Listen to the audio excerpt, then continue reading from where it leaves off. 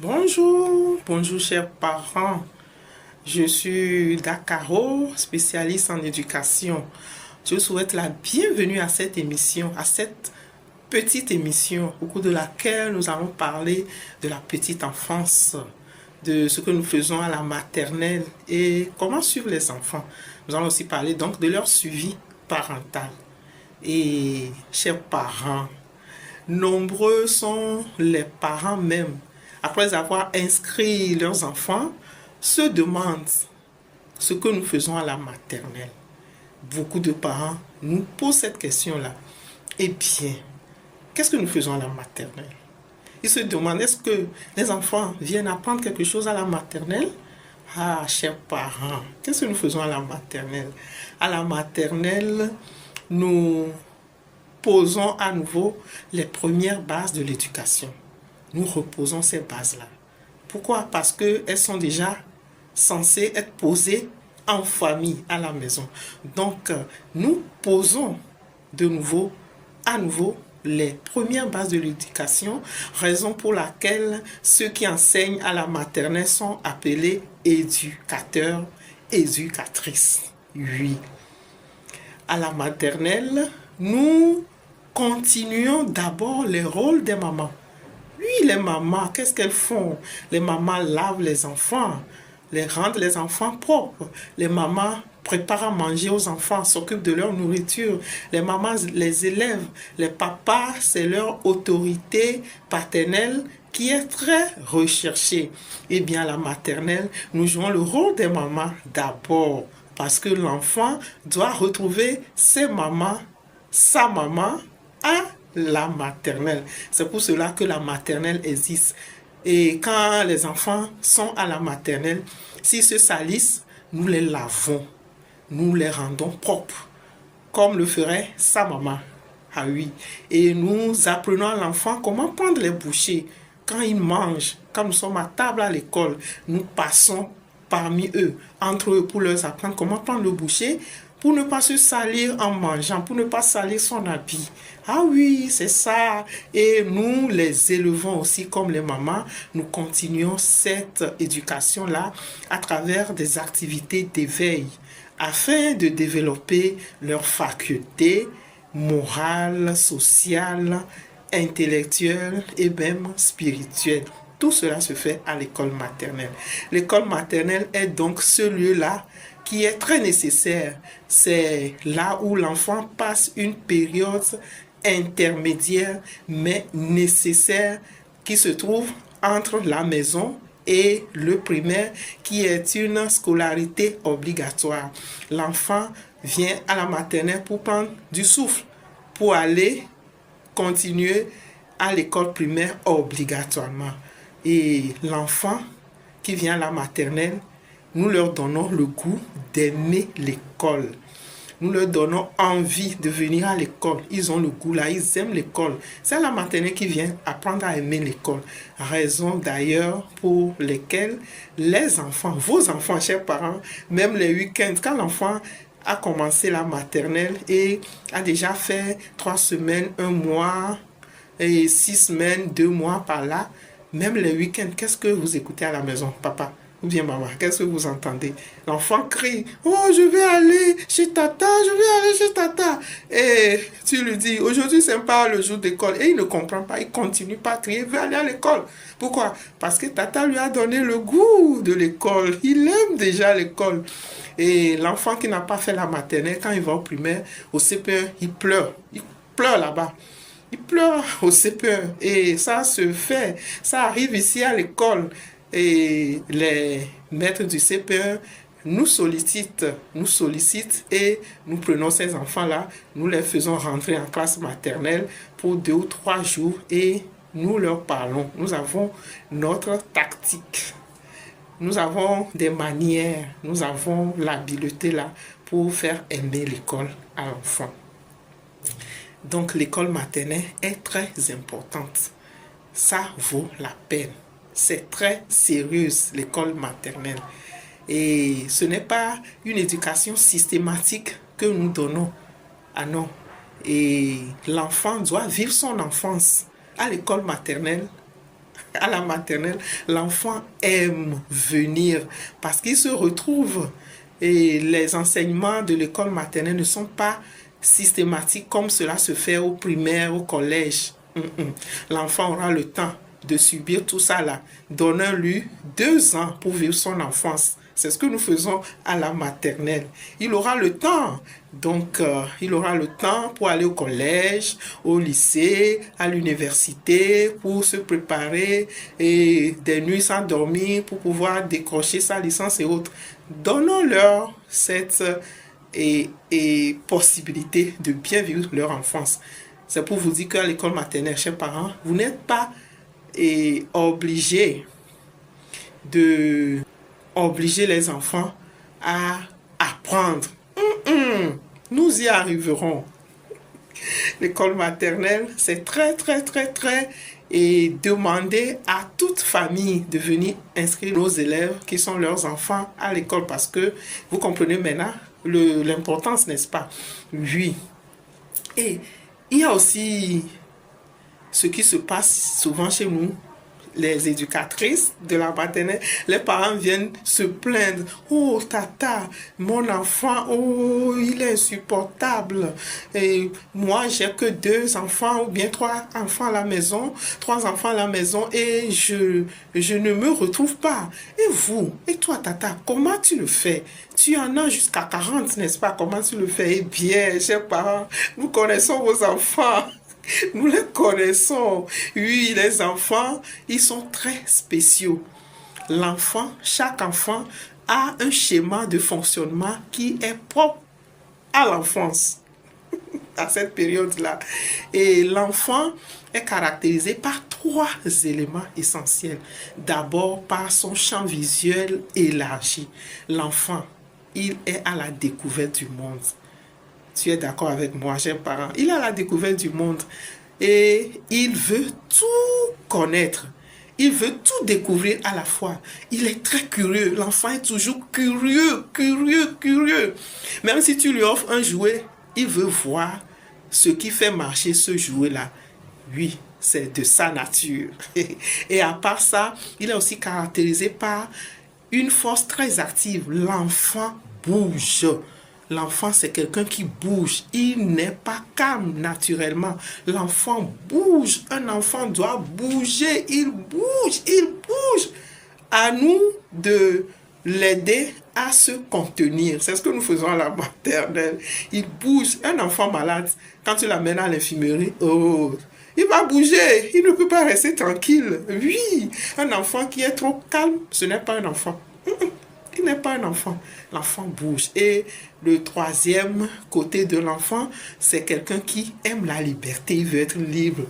Si tu lui donnes un petit travail, une petite tâche, oh, il le fait, coussi coussa, et puis il s'envole.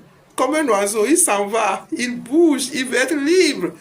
Voilà, c'est tout cela que nous maîtrisons des enfants et nous arrivons à les aider à vivre avec eux. Et les enseignants, l'éducateur, l'éducatrice n'est pas quelqu'un de trop ferme. C'est quelqu'un de tendre, de mère, de douce. Oui, c'est quelqu'un qui comprend bien les enfants. De nos jours, il y a aussi des messieurs qui font cette éducation-là. Pourquoi? Parce que nous avons remarqué, ou bien les institutions de l'éducation ont remarqué qu'il y a des familles qui sont monoparentales. Vous voyez, l'enfant est éduqué par sa mère et il n'a pas l'autorité parentale. Il veut avoir un père, mais il ne l'a pas. Et quand on l'amène à l'école et qu'il voit que c'est un papa, un monsieur qui va l'avoir, oh, il est tout content, il est tout heureux. De nos jours, il y a des messieurs qui sont éducateurs à la maternelle. Donc, ce sont ces 3 caractéristiques de l'enfant que nous, les éducateurs, nous maîtrisons et nous vivons bien avec eux. Et l'enfant, c'est quelqu'un de très bon. Tout enfant naît bon et intelligent. Arrivons à les aider. Oui, l'enfance. L'enfance, c'est une période très importante, si bien que si quelqu'un même âgé, n'a pas bien passé son enfance, ça se voit. Nous voyons ça. Ça se remarque, ça se voit. Et donc, parents, chers parents, aidons-nous, les enfants, à bien vivre notre période d'enfance. Et comment sur les enfants? Nous, à la maternelle, nous faisons des cours. Nous avons des cours que nous faisons. Oui, à la maternelle, nous faisons des cours. Et ces cours, dans notre jargon, nous les appelons des activités. Nous faisons des activités d'éveil. Ce sont souvent des cours d'éveil pour éveiller les potentiel des enfants, les génies qui sont cachés en eux. Ce sont des cours. Et quand tu fais les cours, tu connais chaque enfant. Nous faisons des cours d'éveil mathématique. Et au cours de ces cours d'éveil mathématique, nous étudions les couleurs, les formes, les notions de grandeur, de longueur, notions d'espace, les chiffres, les nombres. Un enfant de la maternelle qui a fait la petite session ou bien la grande session en fin d'année scolaire est apte à te parler des 4 couleurs principales. La couleur rouge, la couleur jaune, la couleur bleue, la couleur verte. Un enfant de la grande session, c'est-à-dire de 4 à 5 ans, au cours de l'année scolaire, reviendra un jour te dire que « Oh papa, nous avons vu le rond. Hey, tu connais le carré, tu connais le triangle. » Et pour les enfants, c'est comme si toi, tu n'as pas été à l'école. Et nous faisons aussi des activités d'éveil scientifique. Là, nous parlons souvent de la nature. Nous observons les fruits, les arbres. Nous parlons de notre schéma corporel. L'enfant a la mémoire pour te parler de son schéma corporel. S'il vient de passer une journée d'éveil scientifique à l'école, il reviendra à la maison tout heureux en criant la tête, le tronc, les membres, le nez, la bouche. Il vient de faire une activité d'éveil scientifique à l'école. Et nous faisons aussi des activités de motricité pour le développement de motricité fine et de motricité globale. Nous faisons donc le dessin, le coloriage, la peinture, le collage, le découpage, et nous enfilons aussi les perles. Ça, c'est pour suivre l'enfant, pour voir si ses yeux regardent bien, si ses yeux sont en bon état. Nous faisons aussi des activités de prélecture. Oui, nous faisons des cours de français et nous apprenons aussi à écrire. Nous faisons des activités de récit. J'apprends à dire. Vous voyez, nous avons plein d'activités que nous faisons à la maternelle. Et l'activité qui est très primordiale à la maternelle aussi, c'est l'activité de gymnastique, le sport. Si bien que tous les jours, avant les cours de classe, avant les activités de classe, nous faisons la gymnastique de lundi à vendredi. Pourquoi? Parce que l'enfant étant très actif, ayant une grande force très active, ces activités de gymnastique nous permettent de les calmer, de calmer leur énergie. Ce sont des enfants pleins d'énergie, ils bougent beaucoup. Vous voyez, non? Donc, avec ces activités de gymnastique, en début de journée, l'enfant, après l'activité, il est apte pour suivre les cours intellectuels. Voilà. Et c'est pour cela que nous sommes appelés à bien les entretenir à la maternelle. Et, chers parents, comment maintenant sur ces enfants-là, ces tout petits, ces anges, vous n'êtes pas appelés à leur prendre des répétiteurs. Non, non, non, non, non. L'enfant aura le temps d'avoir ses répétiteurs, d'apprendre ses leçons. À cette période, c'est de lui permettre de vivre son enfance. En quoi faisant? Passez nous voir à l'école, faites-nous des visites. Au cours de la semaine, vous pouvez passer 2 fois, au moins une fois. Les vendredis, passez voir, jetez des coups d'œil sur nos tableaux pour voir ce que nous avons laissé. Il y aura des exercices graphiques, il y aura des dessins, des activités d'éveil scientifique et mathématique. Faites, passez, chers parents, passez. Comme ça, vous pourrez les suivre après à la maison. À part les visites pour nous suivre, pour voir à peu près ce que nous faisons.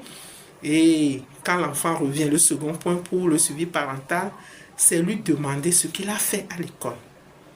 Quand tu lui demandes ce qu'il a fait à l'école, il revient à lui-même et dit, ah. Et si tu continues à lui demander, au sport, qu'est-ce que tata vous a fait? Qu'est-ce que vous avez fait à l'école? Comment vous avez couru? C'est quelle course vous avez fait? Vous avez couru vite, doucement, vous avez sauté, vous avez marché autour des roues, des pneus. Il saura que, ah, papa là, il est à la maison, mais maman là, elle est à la maison, mais c'est comme mes parents là savent un peu ce que je fais à l'école. Ça les aide beaucoup et ça leur permet de parler. Ces questions-là leur permettent de parler et créer entre vous une bonne ambiance, une bonne relation de père-fils, de mère-fils, de père-fille, de mère-fille. Vous voyez, c'est très important. Demandez aux enfants de vous raconter leur journée. Ils vont joyeusement vous les raconter et dans ces dires, vous allez discerner ce qu'il faut. Ce faisant, vous allez pouvoir continuer nos notions apprises déjà à l'école pour les perfectionner. Ça aide, ça donne de la joie à l'enfant quand il revient à la maison et il te dit un peu ce qu'il a fait. Toi aussi, tu l'aides, tu t'intéresses à lui. L'enfant aime ça. Chers parents, aidez-nous à vous aider. Oui, venez, discutons. Et quand vous venez faire des visites à l'école, les enfants, quand un parent vient, quand mon père vient à l'école, ah, je suis aux anges. Et tata présente, tata fait la présentation. Vous connaissez papa? Ils disent non, quelques-uns disent oui. Ah, c'est papa de Marcel. Ah, il est tout heureux. Passez. Et là, après votre visite, nous causons entre nous. Tata et les enfants, éducatrice et les enfants. Et nous, ils savent qu'il y a une relation entre nous et vous. C'est très important. Comme ça, nous serons des réels partenaires pour l'éducation de nos tout petits enfants, de nos anges, de nos trésors. Merci et très belle journée à vous. Je vous aime.